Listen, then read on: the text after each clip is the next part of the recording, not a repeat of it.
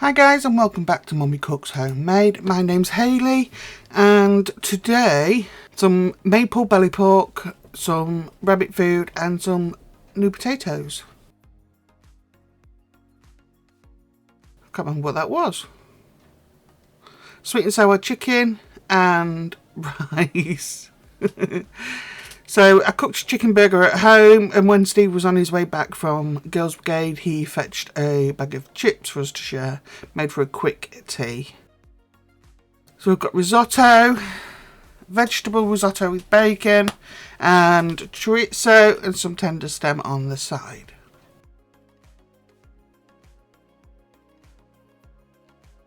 Here I'm making a beef and mushroom pie. The recipe is already underneath. Measurements for the pan that I used.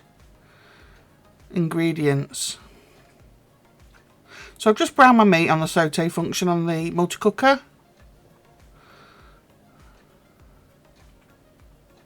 These were heaped tablespoons, so I would say there was probably 3 tablespoons of plain flour going into there. So just going to cook out the flour.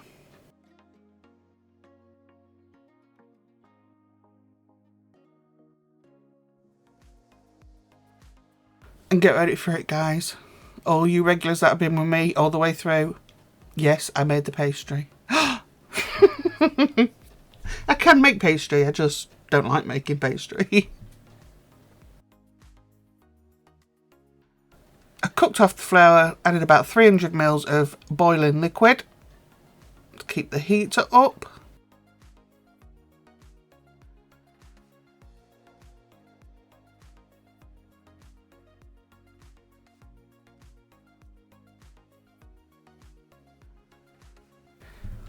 So in goes a beef stock pot.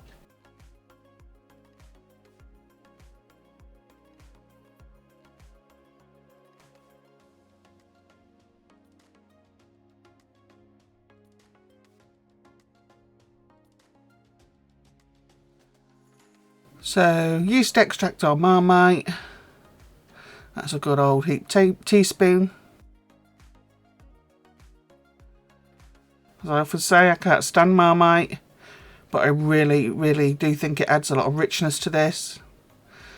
1 large diced onion, 250 grams of quartered or halved mushrooms, depending on the size. So they've gone in as well.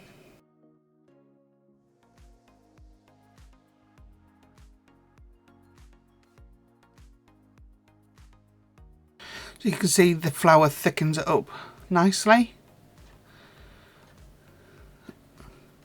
And I'm just going to set this to cook on the high slow cooker function.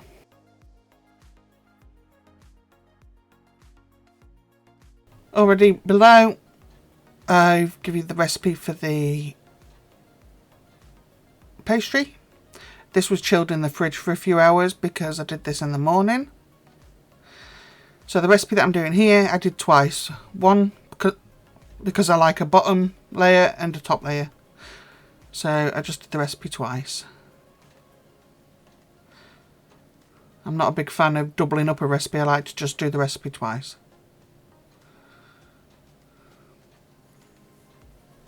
So it's just plain flour, half lard, or Crisco I think it is in the States, and half butter. Just combine them, and you're literally going to need maybe a tablespoon at the most of cold water, and this will just bring it together. You see it's gathering it together in the bowl.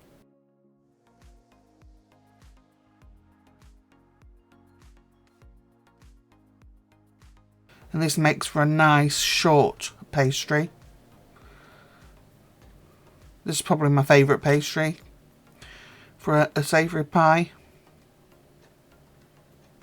So that tiny drop of very cold water has brought it all together.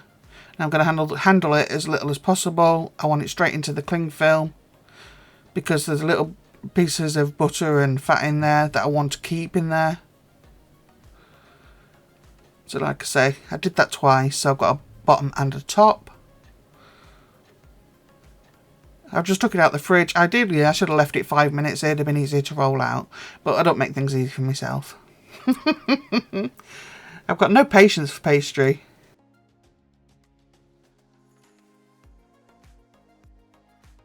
But the pie turned out absolutely gorgeous. You see, if I'd left it, it wouldn't have been a problem. But I'm too impatient. And the dog's there waiting to see if I drop out.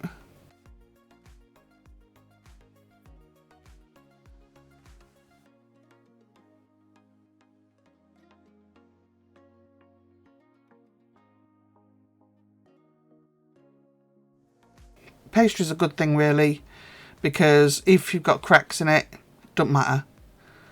You can just squish them together. It's like a bit like Play-Doh. Squish them together and they'll stick back together again. So you want a little bit of thickness on this because it is going to hold all the filling. And I don't pre-cook this one because I'm using a metal pan to make the pie in, and that makes all the difference. It conducts the heat better, so I don't pre-cook the base.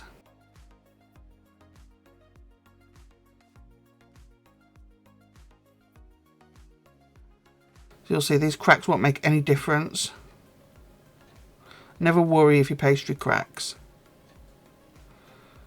So I'm just easing it down into the corners.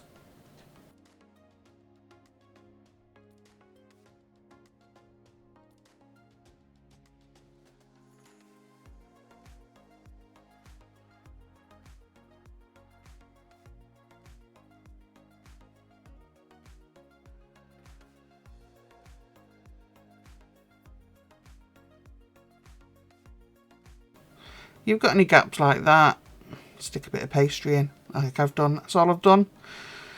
In goes the mixture.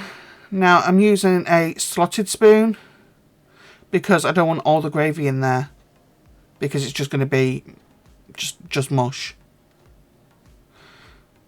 So I'm leaving a little bit, but I don't want it like swimming in gravy. You can use what's left of the gravy to put on top of your dinner after you've dished it up. So once you've done that, clear the worktop, put your lid on, and you have your pie. Nice deep pie, as you can see. It was lovely, absolutely lovely, and the base was cooked perfectly as well.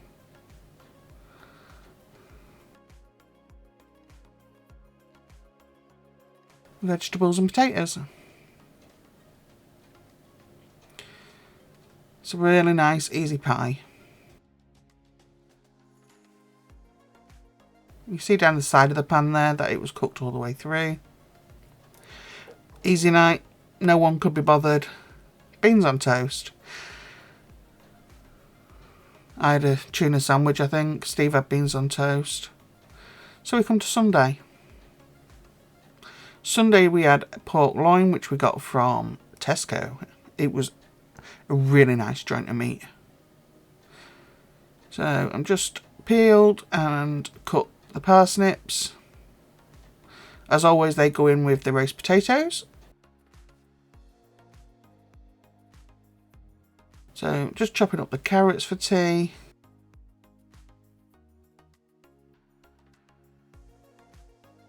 Sorry if I sniff, guys. It's getting that season. The bugs start coming back, especially when you got kids and they bring home all sorts from school.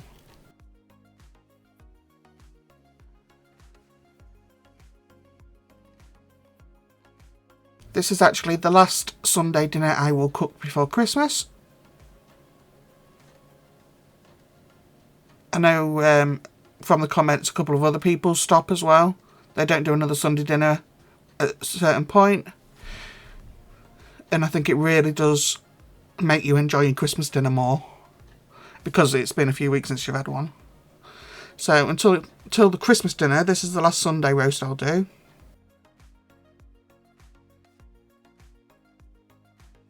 Next week will probably be something like a cottage or shepherd's pie or something along them lines. Maybe I can talk Steve into doing his cheese and potato pie. So I've just chopped up some white cabbage. Love white cabbage. That's my favourite. And it lasts so well as well.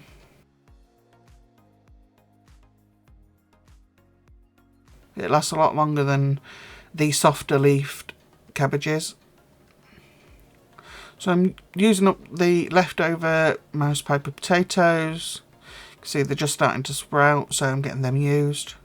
Speaking of sprouts, you can just see in the multi-cooker I've added some from the freezer. Those are for Steve and Caitlin.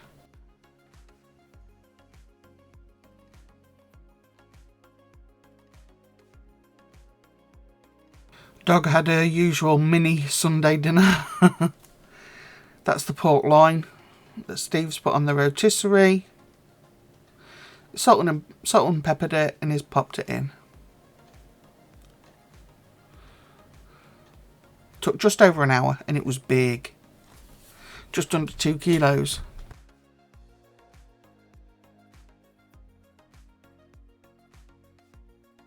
And it's self-basting, obviously, because it's in the rotisserie. And it was lovely. So yeah, the dog had a little mini roast. So she has her some meat, some carrots, and a little bit of mashed potato.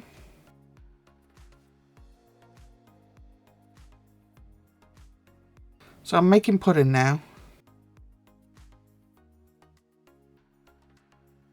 So I'm making a chocolate Victoria sponge cake. I will put the recipe for this below. This is super fast, all in one, easy. And it makes for a nice tall cake.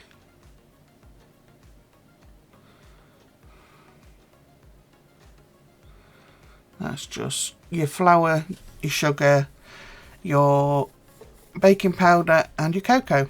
So dry ingredients through a sieve. And a sieve does make a difference, guys. So now I'm going to go in with the butter, vanilla and eggs. And I repeated this recipe again.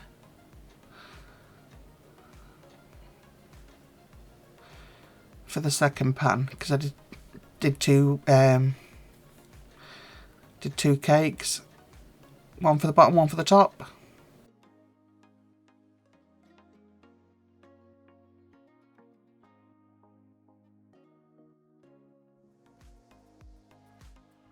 So I don't use a whisk.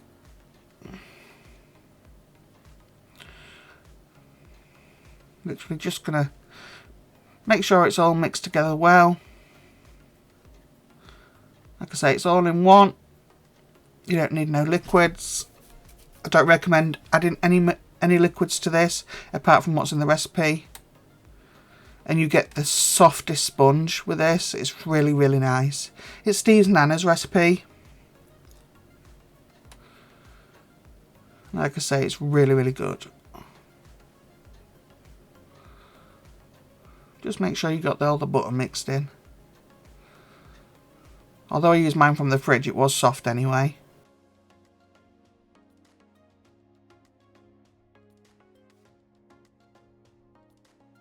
I can just see some butter at the bottom. That's what I was making sure I got. So I've baked them both. You can see they're nice and fluffy and soft. So this is some strawberry conserve on the bottom.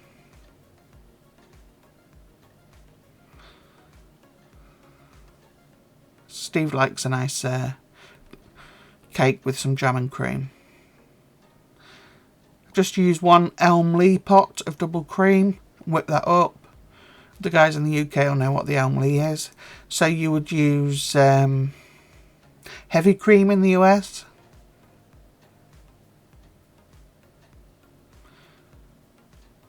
About 270 mils.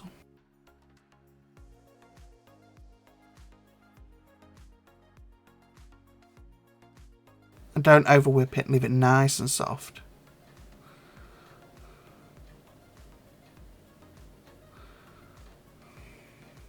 That is such a nice chocolate cake.